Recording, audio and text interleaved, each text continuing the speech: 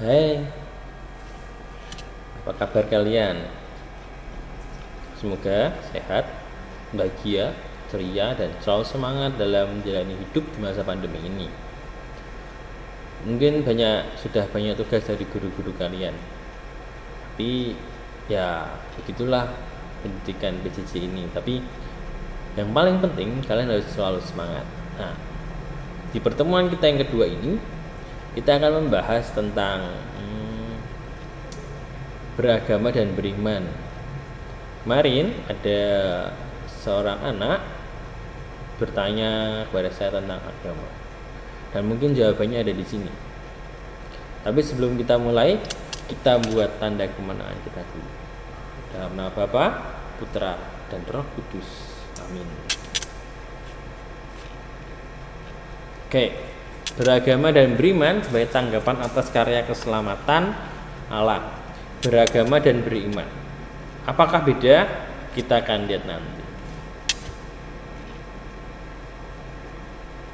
Nah, kompetensi dasar saya akan melewatinya karena saya sudah memberikan kontrak belajar. Indikator yang penting yang akan benar-benar kalian pahami. Kalian harus apa tuntutan dalam pelajaran ini?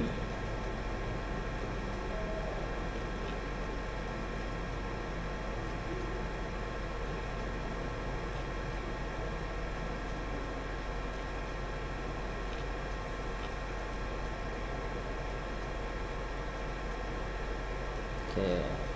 Nah, apa yang akan kita pelajari bersama? Tempat-tempat ibadah orang beragama, alasan orang memeluk agama, apa ya? Hidup beragama yang benar, dokumen Nostra Aetate artikel 1, Injil Matius bab 5 ayat 17 sampai 8. Silakan kitab sucinya dibuka dan disiapkan dulu. Makna beriman, aspek hidup beriman, dan buah-buah iman menurut Yakobus bab 2 ayat 14 sampai 26. Sudah siap ya? Mari kita belajar. Memahami macam-macam agama dan alasan manusia menganutnya. Di sini ada gambar. Itu gambar apa? Yang pertama, yang kedua gambar apa? Terus yang ketiga gambar apa? Yang keempat gambar apa? Kelima gambar apa? Dan keenam gambar apa? Mungkin kalian sudah tahu ya, tapi untuk belajar lebih dalam, silahkan menjawab pertanyaan berikut. Silahkan. Apa nama agama tadi? Ada 6, berarti kalian menulis 6 agama. Apa nama tempat ibadahnya? Apa nama kitab sucinya? Siapa pembawa ajarannya? Nama hari rayanya apa? Silahkan dijawab dan nanti dikirimkan kepada saya. Silahkan mau jawab, mau pakai tabel, mau kalian tulis di buku tugas. Setelah itu sudah selesai, kirimkan pada saya hari ini juga loh ya. Oke. Pandangan kitab suci untuk menemukan penghayatan agama yang benar. Silakan dibaca kitab sucinya, dibuka dulu Injil Lukas bab 18 ayat 9 sampai 14 dan jawab pertanyaan di bawah ini. Apa menurutmu cara berdoa yang dilakukan oleh orang Farisi tersebut berkenan kepada Tuhan? Jelaskan alasanmu. Dibaca. Mengapa Yesus lebih berkenan pada doa seorang pemungut cukai? Apa perbedaan doa orang Farisi dengan doa pemungut cukai tersebut? Menurut pendapatmu, ini pendapatmu nih. Bagaimana suruh kita berdoa? Jelaskan.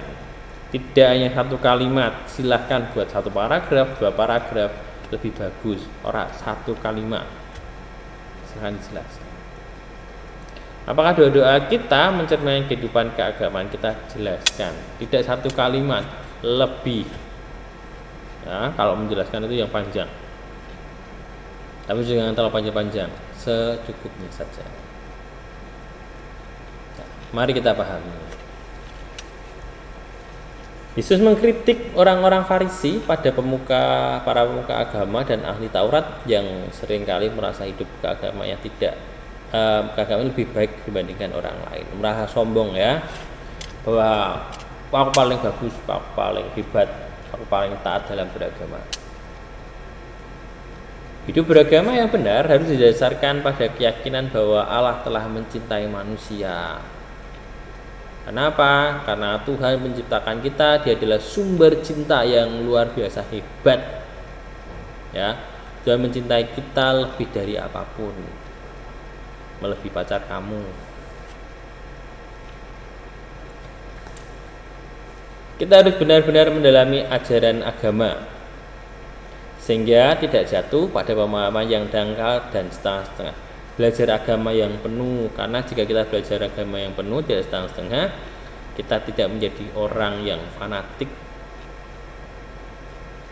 Nah, harus bersikap kritis dalam menyikapi pandangan agama kita sendiri atau orang lain, dan mengutamakan kehendak Allah sebagai ukuran kebenaran. Maka jika Allah yang paling benar, itu mengajarkan kita untuk lebih rendah hati, karena kita itu ya seperti debu.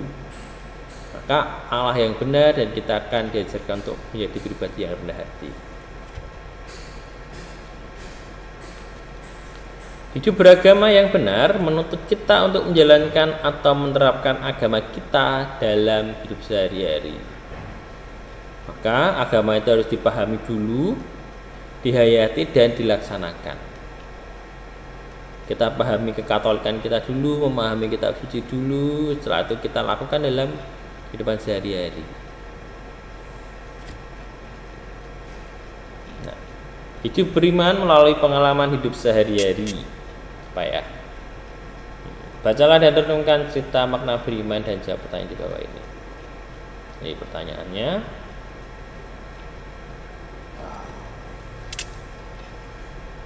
Seorang penyair dalam puisinya menceritakan tentang seseorang yang tersesat di tengah padang pasir yang sangat luas yang sepertinya tidak bertepi. Ia sedang dalam perjalanan menuju tanah airnya. Dalam kebingungan dan keputusasaannya, ia bertemu dengan seorang yang datang menyongsongnya. Tetapi rupanya orang itu buta. Orang buta itu berkata bahwa ia bisa mengantar orang tersesat itu dengan selamat sampai ke tanah airnya. Orang yang tersesat bertanya kepada si buta, "Siapa namamu?" Si buta itu menjawab, "Iman." Lalu orang yang tersesat itu mengulurkan tangannya kepada si buta untuk dibimbing menuju tanah airnya. Christopher Notes. Nah, silahkan dibaca ulang kembali, dipahami dan diresapi maknanya apa sih maksudnya. Setelah itu kalian kerjakan pertanyaannya, betul-betul dipahami ya. Silahkan dibaca ulang, diresapi agar bisa menjawab pertanyaan dengan baik dan benar. Oke, kita pahami kembali. Kalau wahyu adalah Allah sendiri yang menyapa manusia, maka dari pihak manusia harapan ada tanggapan atas sapaan itu. Nah, tanggapan itu disebut iman. Agama tadi agama adalah sarana ajaran, tapi tanggapan itu disebut iman. Tuhan mewahyukan diri, Yesus mewahyukan dirinya kepada kita, dan kita menanggapi itu sebagai iman. Allah yang menjadi manusia, kita menanggapi itu, ya saya percaya, saya mengimaninya. Itu adalah iman. Ya, iman itu tidak terlihat, semacam itu. Iman tidak terlihat. Maka kita bisa belajar dari yang namanya Thomas, ya, dimana dia tidak percaya sebelum mencucukkan jarinya ke lubang paku dan lambung Yesus. Maka Yesus pernah berkata, "Berbahagialah kamu yang tidak melihat namun percaya." Itulah iman. Dalam dokumen De Verbum Konsili Vatikan kedua, kepada Allah yang mewahyukan diri, manusia harus menyatakan ketaatan iman. Dalam ketaatan iman tersebut, manusia dengan bebas menyerahkan diri seutuhnya kepada Allah dengan kepenuhan akal budi dan kehendak yang penuh kepada Allah, pewahyu. Makna beriman adalah berani melakukan apa yang diketahui dan dipercayai. Tidak sekedar percaya, aku percaya, ning aku nggak yakin, enggak. Iman itu yakin, tidak sekedar percaya. Beriman kepada Allah berarti menyerahkan diri secara total kepada Allah. Saya pasrah pada Tuhan kehidupanku. Aku percaya Tuhan akan melindungi aku. Itu iman. Allah pasti akan memberikan dan melakukan yang terbaik bagi manusia. Penyerahan diri secara total, tidak tawar-menawar, apalagi memaksakan tidak sendiri, tidak ragu-ragu. Kenapa? Percaya Tuhan, Engkau bimbing jalanku, aku yakin Engkau memberikan yang terbaik dalam hidup. Itu iman. Rasa tawar-menawar, Tuhan aku pengen kayak gini, Tuhan jahat, semacam itu. Banyak mengeluh. Itu bukan iman. Wong sambat ya sebagai manusia. Tapi kalau kita benar-benar beriman kepada Tuhan, tidak ada tawar menawar. Tuhan, berikanlah pundak yang kuat untuk memanggul salib yang harus aku panggul. Mintalah pundak yang kuat. Jangan Tuhan aku pengen itu, Tuhan pengen itu. Ya bersyukurlah. Daripada kamu minta, lebih baik kamu bersyukur. Pandang kitab suci untuk menemukan pandangan gereja mengenai penghayatan iman yang benar. Ya, silakan baca Yakobus bab 2 ayat 14 sampai 26 dan jawab pertanyaan di bawah ini juga ya. Nah, ini buah-buah iman. Silakan kalian membuat tabel untuk menjawab pertanyaan nomor 4. Kalau pertanyaan nomor 1 ada di dalam kitab Yakobus itu. Ini pakai rumus kata-kata sendiri. Apa yang dimaksud dengan iman tanpa perbuatan adalah mati. Pakai kata-kata sendiri yang jelas. Bagaimanakah cara mewujudkan iman dalam kehidupan sehari-hari, dalam lingkungan keluarga, sekolah, dan masyarakat? Ini mewujudkan berarti bukan sekedar teori tok. Aku percaya sama Tuhan, tapi bukan itu. Tapi tindakanmu sebagai orang beriman apa? Ya, iman tanpa perbuatan pada hakikatnya adalah mati. Maka iman itu harus ditunjukkan. Gitu. Nah, silakan dikerjakan dalam buku tugas. Setelah itu kirimkan melalui WA kepada saya. Mari kita pahami. Orang dapat disebut benar-benar beriman bila ia sungguh-sungguh menghayati dan mewujudkan imannya dalam hidup sehari-hari. Ya, mewujudkan imannya dalam kehidupan sehari-hari. Iman yang benar diwujudkan dalam kehidupan sehari-hari, ya. Iman tanpa perbuatan pada hakikatnya mati.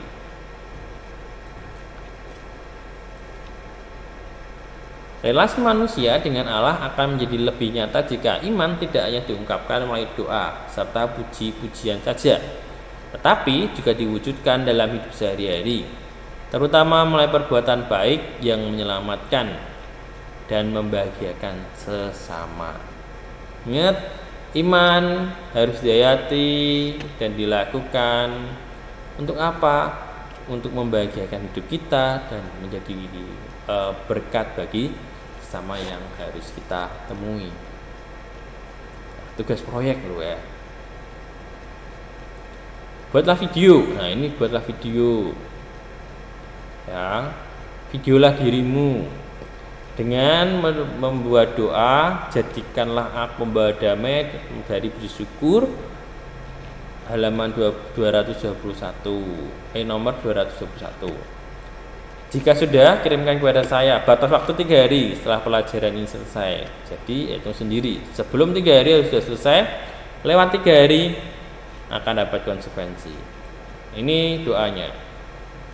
Kemarin kalian kelas 8 sudah membuat beberapa video tentang doa. Ini sama. Silahkan kalian buat sebaik mungkin. Karena beberapa video yang kemarin kurang pencahayaan, suaranya tidak begitu terdengar. Posisikan HP-mu, kalau ada tripod ya pakai tripod. Intinya posisikan HP-mu di tempat yang tepat, ada cahaya, wajahmu kelihatan, suaramu jelas.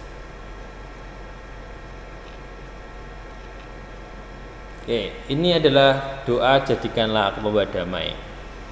Silahkan didoakan, ditulis dulu tidak apa-apa. Setelah itu kalian berdoa. Silahkan direkam. Tetap bertanya jika tidak tahu, ingin mencari lebih dalam silahkan. Selamat untuk menunjang hidupmu, untuk menunjang pengetahuan tentang agama Katolik. Sarannya tetap sama, jangan menunda pekerjaan. Dan semoga apa yang saya sampaikan ini dapat kalian pahami, dapat kalian mengerti. Jika kalian tidak tahu, silakan bertanya pada saya melalui WA group.